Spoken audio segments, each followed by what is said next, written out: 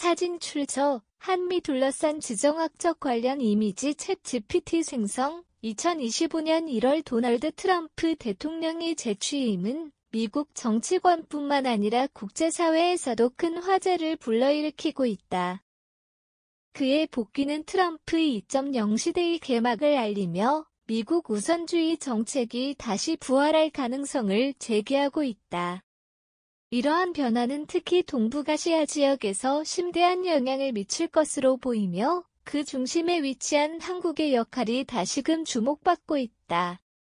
한국은 지정학적으로 미, 중 패권 경쟁의 최전선에 자리하고 있다. 과거 트럼프 행정부는 한국을 전략적 동맹으로 평가했지만 방위비 분담금 협상과 같은 경제적 이해관계를 중심으로 한 실리적 접근을 강조했다. 이번에 트럼프 대통령이 다시 백악관에 입성함에 따라 한국은 외교 안보 경제의 세 축에서 새로운 도전에 직면할 가능성이 커졌다. 복잡한 국제질서 속에서 한국은 지정학적 중요성을 바탕으로 외교적 자율성을 확대하고 동시에 새롭게 주어진 기회를 모색해야 한다.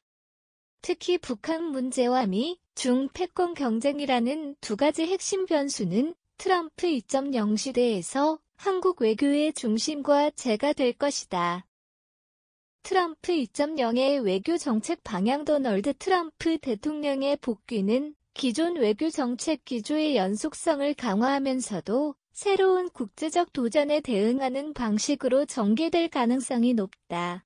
그의 미국 우선주의 백슬래시 정책은 동맹국과의 관계를 재정의하고 미국의 경제적, 군사적 이익을 최우선으로 두는 데 초점이 맞춰져 있다.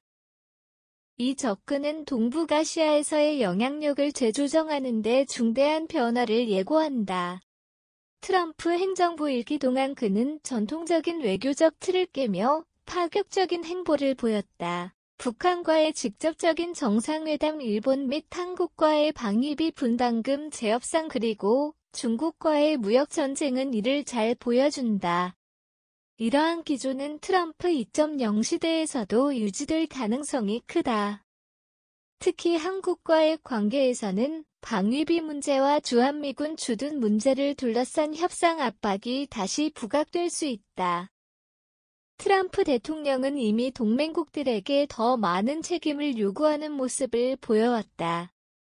그는 네이토 동맹국들에게 국방비 증액을 요구했고 아시아에서는 일본과 한국이 방위비 분담금을 대폭 늘려야 한다고 주장했다.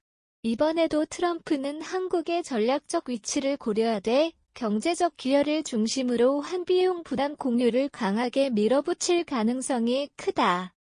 이와 동시에 트럼프는 중국에 대한 견제를 강화할 것으로 보인다.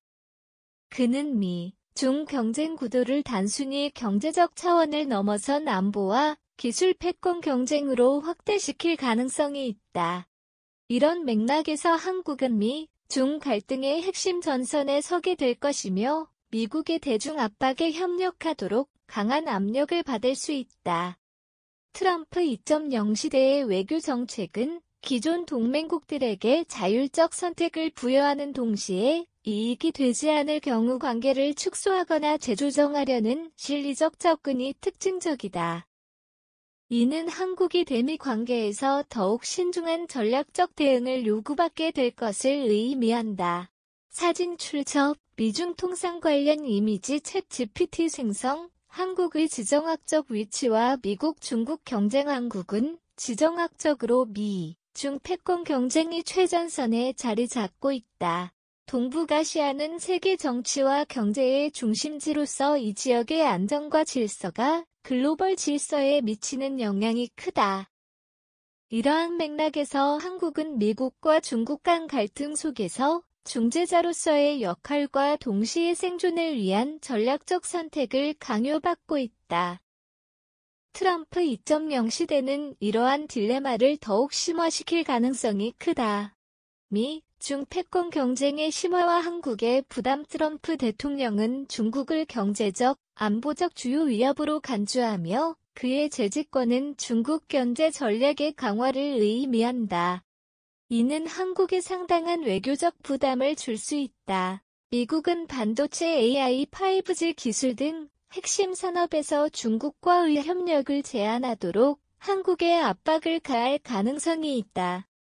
예컨대 반도체 공급망 재편이나 첨단 기술의 중국 수출 제한에 동참하라는 요구가 제기될 수 있다.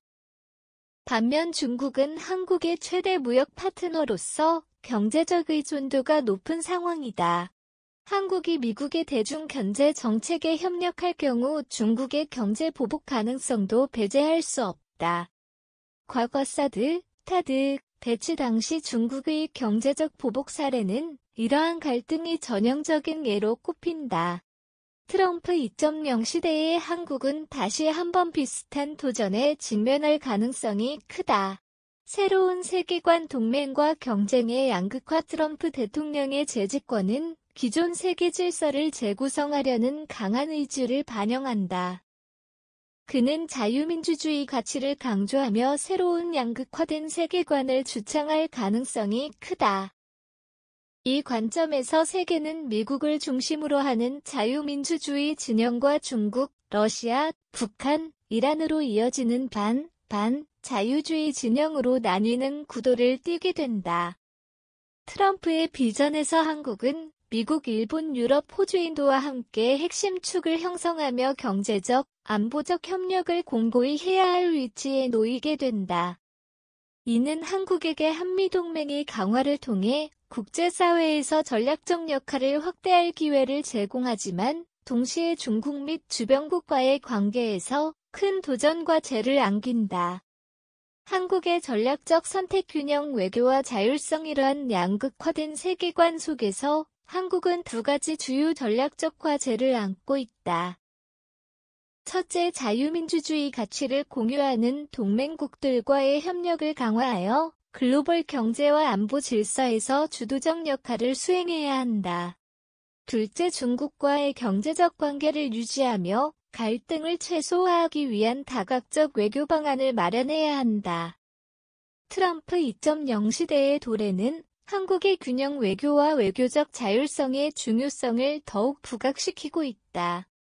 한국은 자유민주주의 진영의 강력한 동맹국으로 자리 잡으면서도 경제적 이해관계와 지역 안정을 고려한 다층적인 접근 방식을 개발해야 한다.